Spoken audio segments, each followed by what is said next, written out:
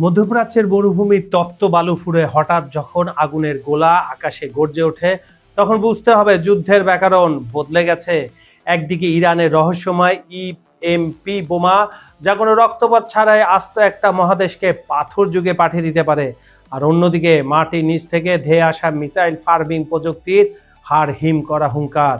কিন্তু সবকিছুর ঊর্ধ্বে এখন একটাই প্রশ্ন, লোহিত সাগরের অতল গহ্বরে কি সত্যি তলিয়ে গেছে ৪১,০০০ টনি মার্কিনী দানবীয় জাহাজ, $৫৮ বিলিয়ন সমরাস্ত্র সহ পেন্টাগনের গর্ব কি এখন জলজ্যান্ত কবর? আজ খবর সংযোগের জিওপলিটিক্যাল নিউজের বিশেষ প্রতিবেদনে আমরা উন্মোচন করব ইরানের সেই মহা বিপর্যয় অস্ত্রের রহস্য এবং মোস্তফা খামেনির সেই ভয়ঙ্কর হুঁশিয়ারি, যা কাঁপিয়ে দিচ্ছে হোয়াইট হাউস থেকে আরব রাজপ্রাসাদ পর্যন্ত।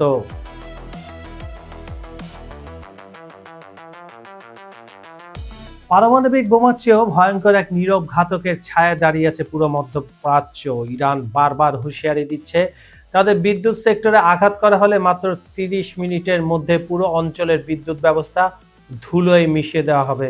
কিন্তু প্রশ্ন হলো, ক্ষেপণাস্ত্র দিয়ে শহর ধ্বংস না করে কিভাবে সম্ভব হবে পুরো একটি মহাদেশীয় অঞ্চলের বিদ্যুৎ গ্রিড অচল করার? উত্তরটা লুকিয়ে আছে এক রহস্যময় সমরাস্ত্রের পেছনে, ইএমপি বা ইলেকট্রোম্যাগনেটিক পালস, অদৃশ্য সেই তড়িৎ চৌম্বকীয় সুনামি। ইএমপি কোনো সাধারণ বোমা নয় যা ভবন ধসিয়ে দেবে বা রক্তপাত ঘটাবে। এটি হলো এক উচ্চ ক্ষমতা সম্পন্ন তড়িৎ চৌম্বকীয় তরঙ্গ। আকাশপথে এটি সক্রিয় করা হলে মুহূর্তের মধ্যে কয়েকশো কিলোমিটার এলাকার সব ইলেকট্রনিক সিস্টেম পুড়ে ছাই হয়ে যায়। মোবাইল নেটওয়ার্ক থেকে শুরু করে রাডার, বিমানের কন্ট্রোল সিস্টেম, ইন্টারনেট, এমনকি বাসার সাধারণ রাউটার বা ফ্রিজটিও অকেজো হয়ে পড়বে। মানুষ অক্ষত থাকবে ঠিকই, কিন্তু আধুনিক সভ্যতা ফিরে যাবে পাথর যুগে।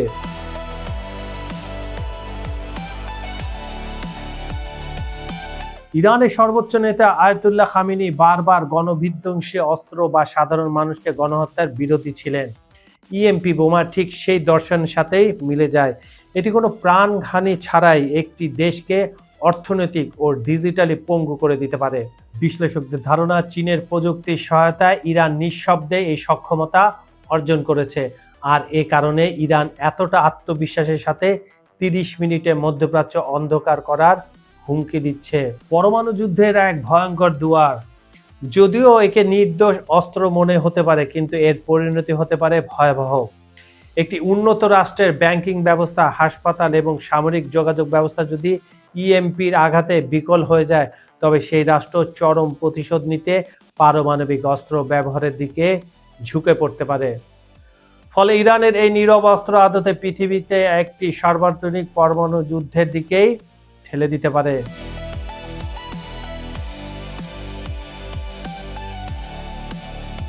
মধ্যপ্রাচ্যের মরুভূমির তপ্ত বালু ফুঁড়ে হঠাৎ যখন বিশালাকায় ব্যালিস্টিক মিসাইল আকাশে গর্জে ওঠে, তখন সামরিক বিশেষজ্ঞদের কপালে ভাঁজ পড়তে বাধ্য। ইরান বর্তমানে তাদের মিসাইল সিটি বা ভূগর্ভস্থ ক্ষেপণাস্ত্র ঘাঁটি থেকে এমন এক প্রযুক্তিতে মিসাইল ছুটছে যেখানে প্রথাগত কোনো ট্রাক বা লঞ্চারের প্রয়োজন পড়ছে না।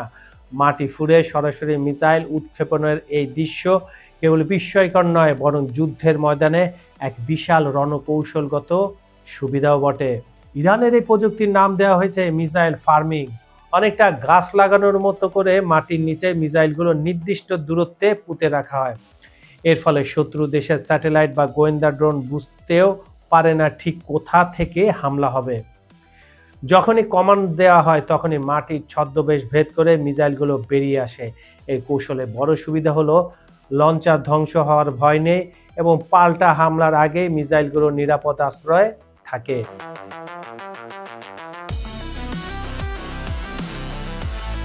ইরানের সর্বোচ্চ নেতা মোস্তফা খামেনির সাম্প্রতিক মন্তব্য মধ্যপ্রাচ্যের রাজতান্ত্রিক দেশগুলোর জন্য একটি চরম সতর্কবার্তা।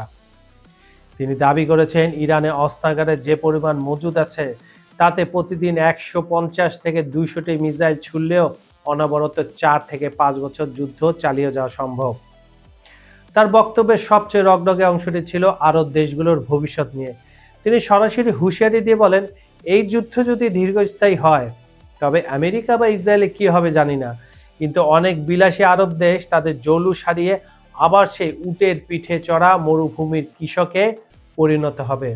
অর্থাৎ ইরানের ইঙ্গিত একবারে স্পষ্ট, যদি এই যুদ্ধে মধ্যপ্রাচ্যের কোনো দেশ যদি সরাসরি জড়িয়ে পড়ে তবে কেবল ইসরায়েল নয়, বরং সেই সব আরব দেশ পশ্চিমাদের মদদ দিচ্ছে, তাদের অর্থনীতি ও অবকাঠামো ধুলোয় মিশে দেওয়া হবে। তেল গ্যাসের প্রাচুর্যে ভরা আধুনিক শহরগুলো আবার প্রাচীন আরবের রুক্ষ জীবনে ফিরে যেতে বাধ্য হতে পারে। ইরান আজ কেবল সামরিক শক্তিতে নয়, কূটনৈতিক অবস্থানেও কঠোর। তেহরান স্পষ্ট জানিয়ে দিয়েছে, মধ্যপ্রাচ্যের পবিত্র ভূমিতে কোনো মার্কিন সামরিক ঘাঁটি তারা বরদাস্ত করবে না। তাদের দাবি, এই অঞ্চলের নিরাপত্তা অঞ্চলের দেশগুলিরই রক্ষা করবে। বাইরের শক্তির উপস্থিতি কেবল অস্থিরতা বাড়ায়। রণক্ষেত্রে সবচেয়ে বড় ধাক্কা খেল কি মার্কিন যুক্তরাষ্ট্র? সম্প্রতি সামাজিক যোগাযোগ মাধ্যম ও বিভিন্ন সামরিক বিশ্লেষণে দাবি করা হচ্ছে, লোহিত সাগরের নীল জলরাশির নিচে চিরতরে তলিয়ে গেছে 41,000 টনি দানবীয় মার্কিন জাহাজ USNS রবার্ট ই পেরি। দাবিটি রীতিমতো পিলে চমকানো। মাত্র 14 মিনিটের এক প্রলয়ঙ্করী হামলায় জাহাজটির পেটে থাকা প্রায় 30,000 অত্যাধুনিক ইন্টারসেপ্টর মিসাইল ধ্বংস হয়ে গেছে, যার বাজার মূল্য আকাশচুম্বী $58 বিলিয়ন।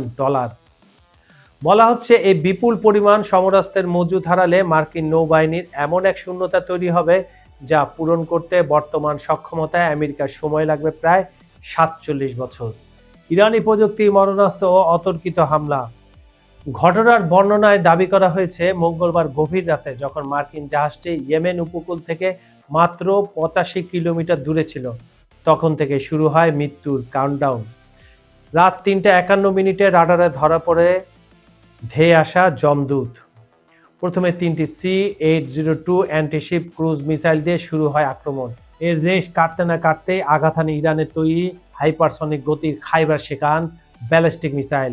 শব্দের চেয়ে 5 গুণ বেশি গতিসম্পন্ন এই মিসাইলের আঘাতে রণতলির ডেকে থাকা গোলা বারুদে একের পর এক চেইন বিস্ফোরণ ঘটে।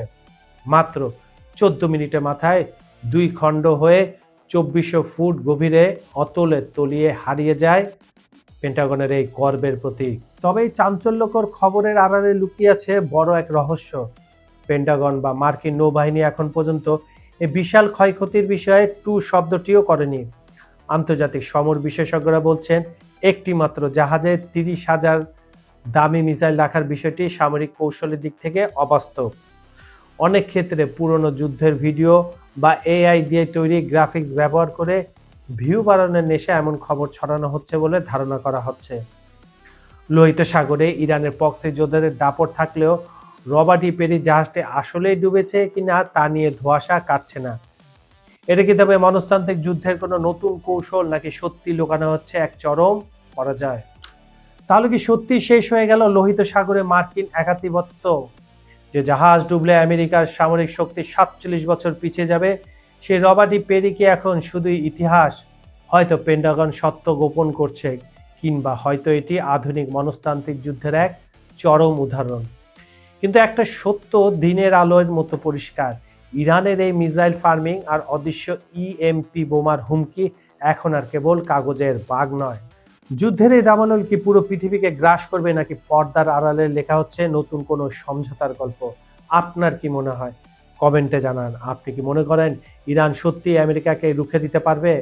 খবর সংযোগে জিওপলিটিক্যাল নিউজের অনুষ্ঠানটি আপনারা পৃথিবীর কোন প্রান্ত থেকে দেখছেন কমেন্টে জানান।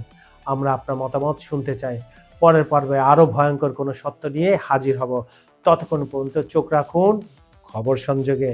আমি কাজল হায়দার আজকের মতো বিদায় নিচ্ছি। আল্লাহ হাফেজ।